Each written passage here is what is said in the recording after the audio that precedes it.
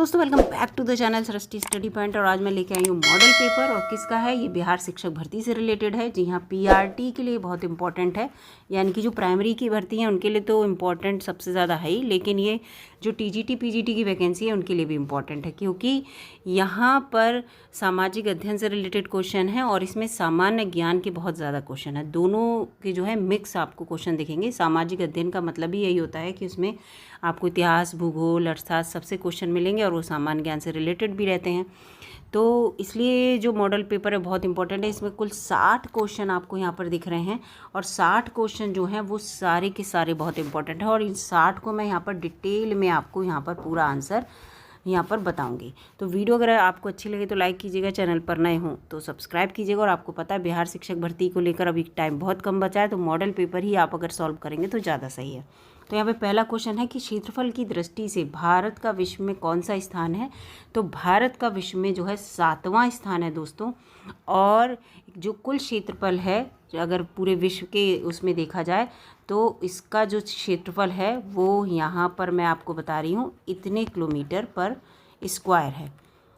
तो यहाँ पर जो है 32,87,263 किलोमीटर स्क्वायर भारत का क्षेत्रफल है।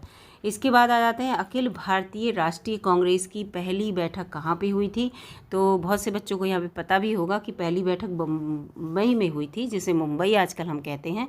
और ये जो बैठक हुई थी वो 28 दिसंबर 1885 को हुई थी। ठीक है, इसमें 72 लोगों ने भाग लिया था और गोकुलदास तेजपाल संस्कृत महाविद्यालय में ये बैठक हुई थी। ये क्वेश्चन आता है इसलिए मैं यहाँ पर आपको बता रही हूँ। मैं यहाँ पर कॉलेज का नाम भी लिख दे रही हूँ, गोकुलदास। ठीक है, इसको लिख लीजिएगा। इस टाइप का क्वेश्चन आता है कि पहली बैठक किस जगह हुई थी। तो यहाँ पर इस कॉलेज का नाम अक्सर मैंने पेपर में बहुत सौ में देखा है, तेजपाल संस्कृत महाविद्यालय। ठीक है, तो यहाँ पर इसकी बैठक हुई थी। तो अगला क्वेश्चन है सरफरोशी की तमन्ना आज हमारे दिल में है, देखना है जोर कितना बाजुए कातिल में है। इसके लेखक कौन है? तो आपके दिमाग में एकदम राम प्रसाद बिस्मिल जो हैं वो घूमेंगे, लेकिन इसके लेखक राम प्रसाद बिस्मिल नहीं थे। इसके लेखक थे बिस्मिल अजीमाबादी। ठीक है, बिस्मिल अजीमाबाद कह लीजिए चाहे बिस्मिल अजीमाबादी। शैक्षिक सुधार हेतु राष्ट्रीय शिक्षा नीति कब लागू की गई? तो शैक्षिक सुधार हेतु राष्ट्रीय शिक्षा नीति 1986 में लागू की गई, लेकिन इसकी घोषणा जो थी वो 1985 में हो गई थी। अगला क्वेश्चन है यहाँ पर, ये 5वां क्वेश्चन, इसको देखिएगा। ठीक है, वर्तमान में भारत में कौन सा मूल अधिकार ऐसा है जो नागरिकों को नहीं मिला है? मूल अधिकार से रिलेटेड चैनल पर वीडियो है, संविधान से संबंधित पॉलिटी करके, तो जो प्लेलिस्ट बनी है उसमें आप जाके देख सकते हैं। तो इस समय संपत्ति का अधिकार जो है वो भारतीय नागरिकों को नहीं मिला हुआ है। पहले ये मौलिक अधिकार में आता था, उस समय जो अनुच्छेद था 31, उस अनुच्छेद में ये था एक मौलिक अधिकार के रूप में। लेकिन 44वें संविधान संशोधन जब हुआ, और कब हुआ? वो हुआ 1978 में, 44वां संविधान संशोधन।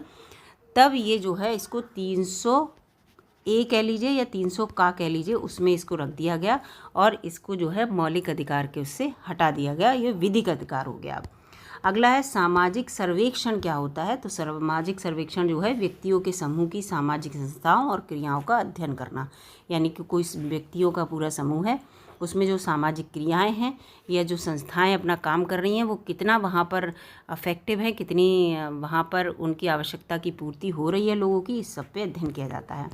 निम्नलिखित में से इसमें क्वेश्चन पूछ रहे हैं अर्थशास्त्र का संबंध किससे है?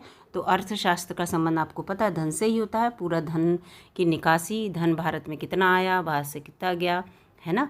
वित्त आयोग जो होता है वो पूरा अर्थशास्त्री, अर्थवान ही होता ही है पैसा, तो उससे रिलेटेड है। अगला है भारतीय रिजर्व बैंक की स्थापना जो है वो कब हुई? तो ये क्वेश्चन मोस्ट इंपॉर्टेंट और अक्सर आपको एग्जाम में देखने को मिल जाएगा, भारतीय रिजर्व बैंक की स्थापना को लेकर। तो इसकी स्थापना जो है 1 अप्रैल 1935 को हुई थी और एक्ट जो था वो 1934 वाला था। इसलिए मैं इसमें संग में बताती जा रही हूँ। कभी कभी ऐसे होता है कि भारतीय रिजर्व बैंक की स्थापना किस एक्ट से हुई, आप तो 1935 रट के जाएंगे, आप 1934 जो है दिमाग में नहीं रखेंगे। अगला है भारत में वन्य जीव संरक्षण अधिनियम कब लागू किया गया? तो जो लागू किया गया था वो 1972 में लागू किया गया था। अगला क्वेश्चन है, संसाधन संरक्षण की दिशा में नर्मदा बचाओ अभियान किसने शुरू किया था? तो ये मेधा पाटकर ने किया था। और कब किया था? 1989 में। ठीक है। अगला है, मुगल सम्राट जो अकबर थे, इनके नवरत्न थे, यानी कि 9 लोग इनके रत्न में आते थे, इनके लिए बहुत इंपॉर्टेंट थे। उनमें से इनमें पूछा कौन सा नहीं है, तो इसमें बैरम खां नहीं है। ठीक है। बैरम खां जो थे वो अकबर जब पैदा हुए थे तो इनके साथ रहते थे, इनकी रक्षा करते थे। ठीक है। लेकिन इनके नवरत्नों में नहीं थे, जबकि मानसिंह भी थे, फैजी भी थे, अबुल फजल भी थे। ये 3 हो गए। और चौथा जो है वो बीरबल हैं, फिर तानसेन हैं, उसके साथ साथ टोडरमल, मुल्ला दो प्याज़ा, फिर फ़कीर अजुद्दीन हैं और अब्दुल रहीम खाने खाना। तो इनके पूरे 9 जो थे वो नवरत्न थे।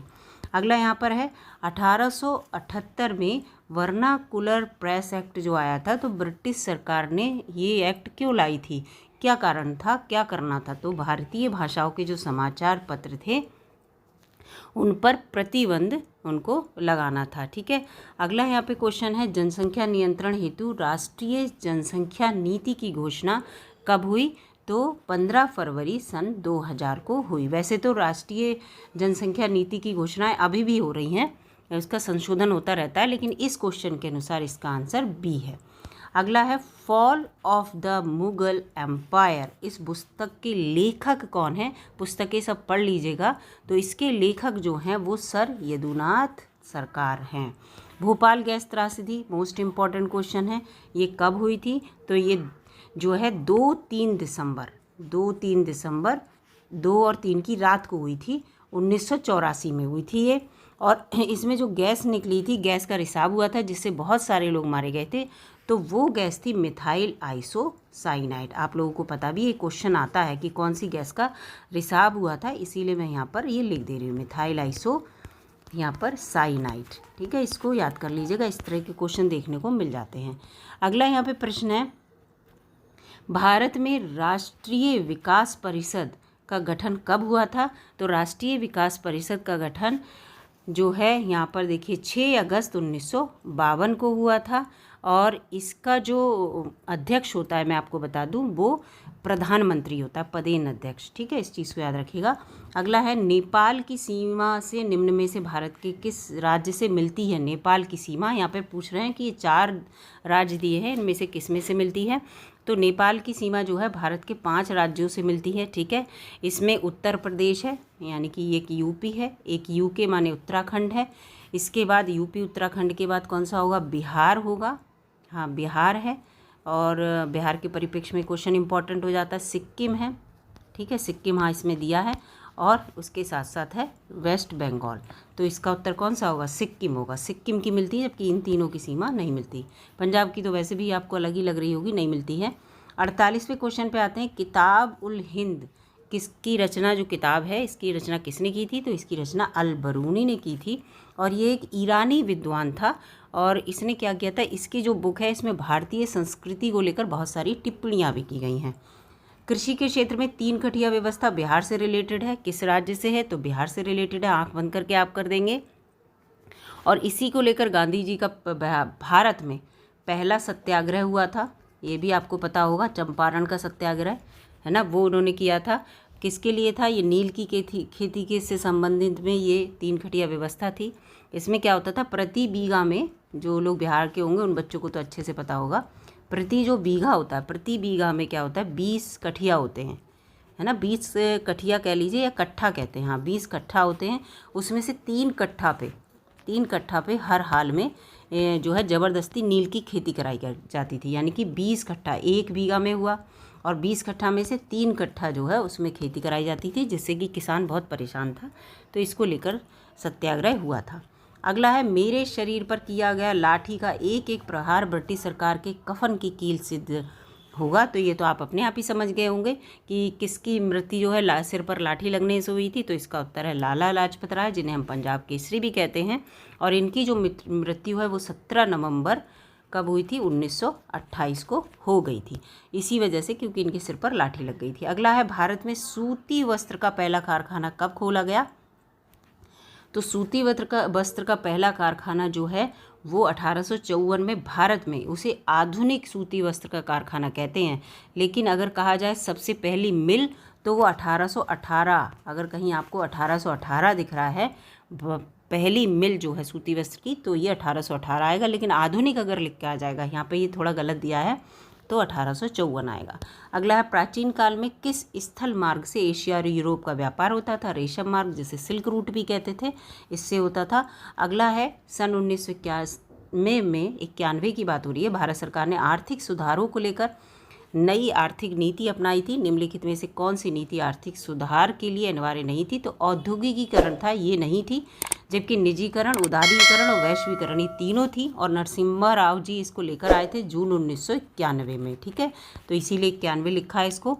और LPG यहाँ पर एक ये शब्द मैं लिख रही हूँ, इसकी फुल फॉर्म आप मुझे कमेंट्स में बताइएगा क्या फुल फॉर्म है, इसी से रिलेटेड है। LPG गैस से नहीं, LPG आप बताइएगा। अगला क्वेश्चन है यहाँ पर, भारत उपभोक्ता संरक्षण अधिनियम की घोषणा कब हुई थी? तो इसकी जो घोषणा है वो हुई थी 1986 में। ठीक है, JNK में नहीं हुई थी और सब जगह हुई थी। अगला है, हिंद महासागर में सुनामी नामक प्राकृतिक आपदा कब आई थी? तो ये जो है वो आई थी 26 दिसंबर 2004 को। भरतपुर पक्षी विहार जो है भारत में कहाँ पे है? तो राजस्थान में है, और काफ़ी बड़ा है। यहाँ पर जो प्रवासी पक्षी जो हैं आते रहते हैं, इसलिए ये इसका जो है इसको केवलादेव पक्षी विहार भी कहते हैं। ठीक है, इसके साथ साथ यहाँ पर है कि भारत को कुल कितने डाक क्षेत्रों में जो है विभाजित किया गया है? तो इसको जो है 9 डाक क्षेत्रों में विभाजित किया गया है, जिसमें 8 प्रादेशिक हैं जबकि 1 कार्यात्मक है जो भारतीय सेना के लिए है।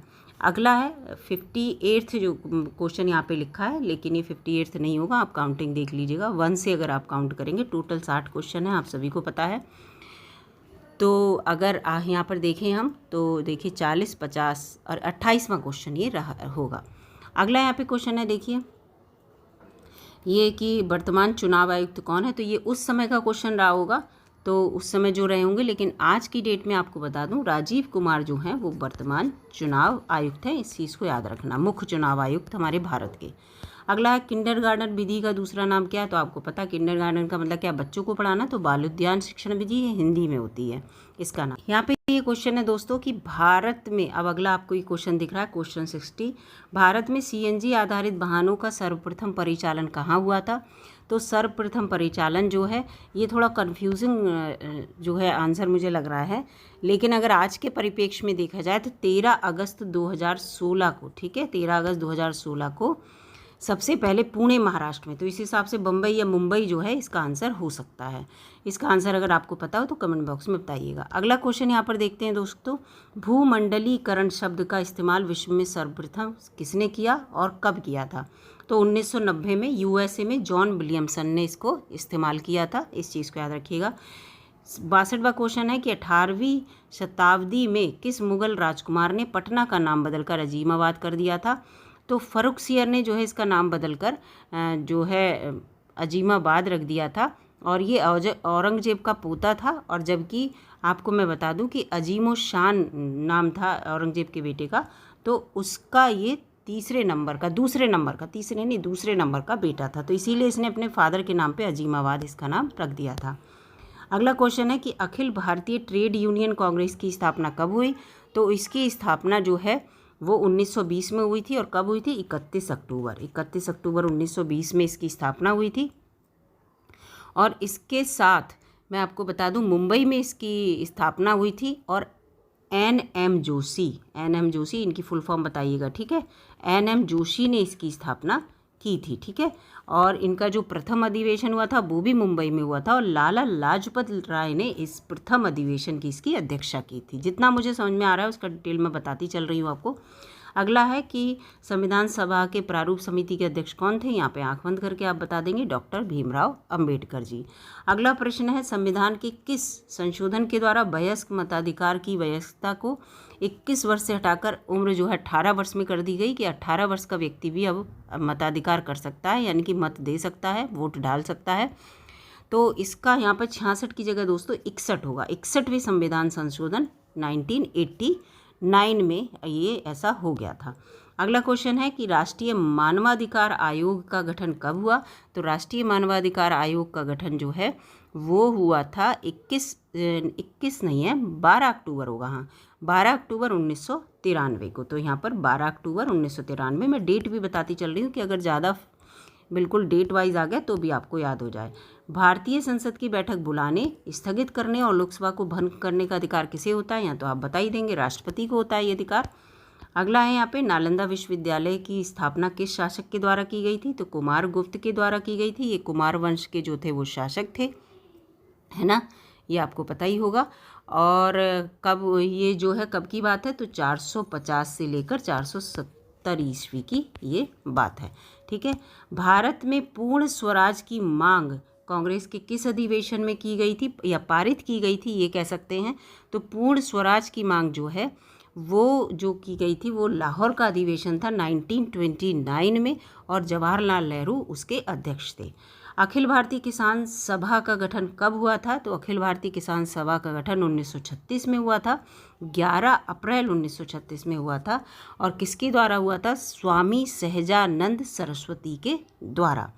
71वें क्वेश्चन पे आते हैं। 71वां क्वेश्चन क्या कहता है दोस्तों, ये देखिए 71वां क्वेश्चन है, बिहार विधानसभा में अनुसूचित जाति के लिए कितनी सीटें सुरक्षित हैं।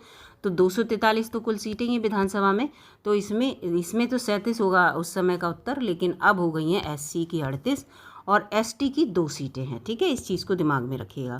अगला है बारदोली आंदोलन के नेतृत्व करता कौन थे। तो ये इंपॉर्टेंट है, यहाँ पर सरदार वल्लभ भाई पटेल थे इसके। और क्यों था, ये गुजरात में हुआ था आंदोलन, आपको मैं बता दूं। और क्यों हुआ था कि किसान आंदोलन इसे कहा जाता है। किसानों पर जो लगान था, क्षेत्रीय जो जमींदार थे उन्होंने 22% तक कर दिया था, इसका विरोध किया गया था यहाँ पर। अगला क्वेश्चन है, यंग इंडिया नामक पुस्तक के लेखक कौन है। पुस्तक की बात हो रही है, मैं आपको बता दूं। तो पुस्तक की अगर बात होगी तो इसका उत्तर होना चाहिए लाला लाजपत राय। ये क्वेश्चन गलत है, ठीक है, लाला लाजपत राय हैं पुस्तक के, आप देख लीजिएगा।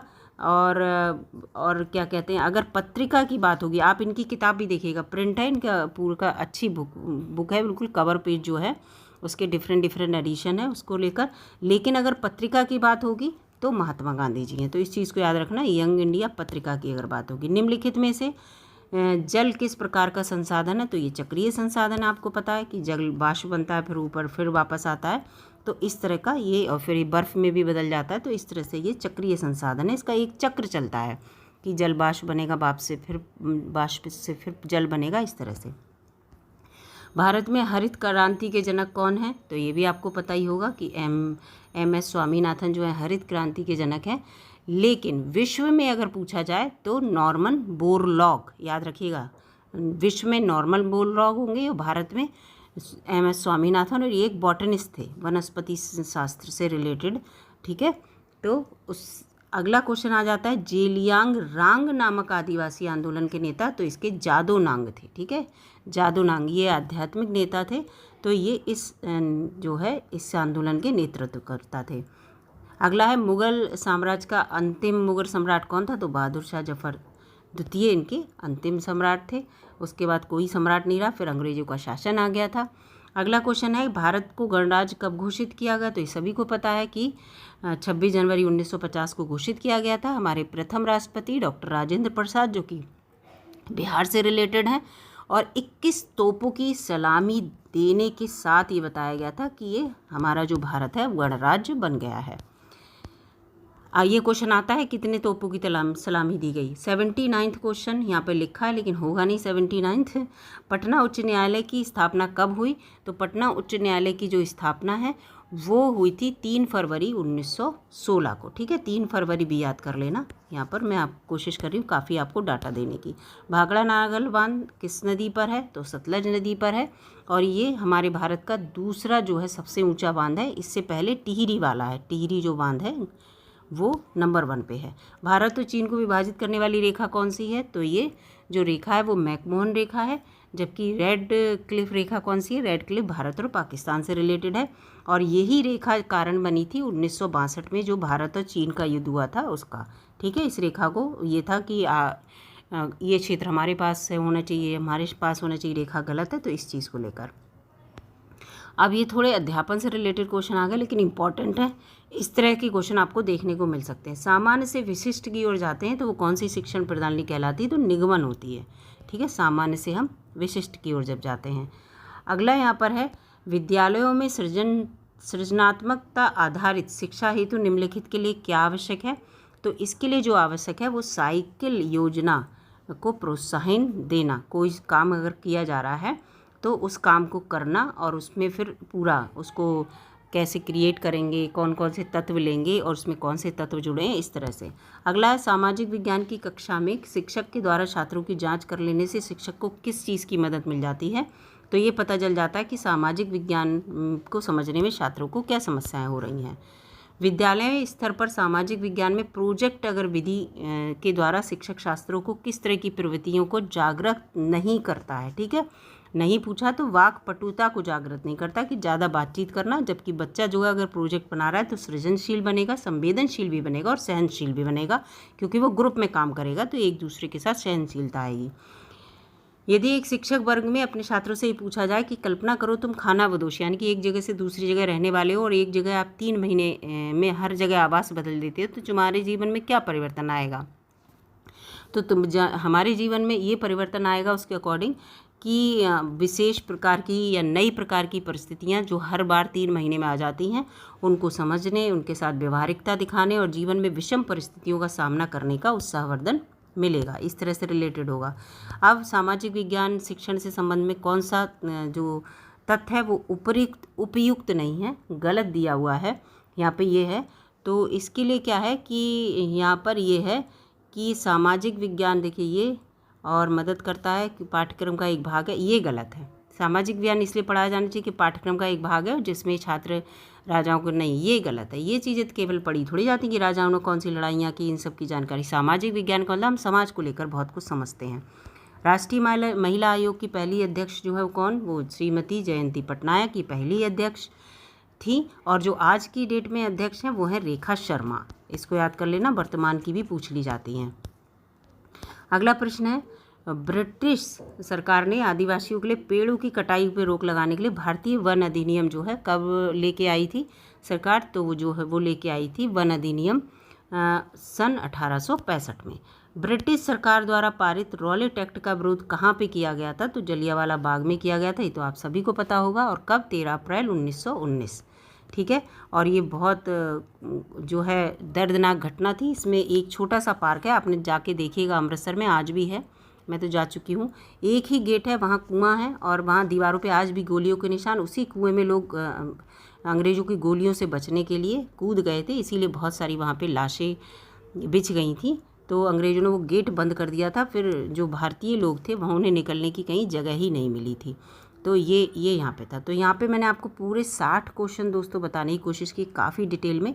और अगर वीडियो आपको अच्छी लगी है, ऐसे मॉडल पेपर आपको अच्छे लग रहे हैं, तो लाइक कीजिएगा, चैनल पर नए हो तो सब्सक्राइब कीजिएगा, और अगर आप चाहते कि और भी मॉडल पेपर लेके आए तो कमेंट कीजिएगा। मिलूंगी आपसे अगली वीडियो में, तब तक के लिए नमस्कार दोस्तों।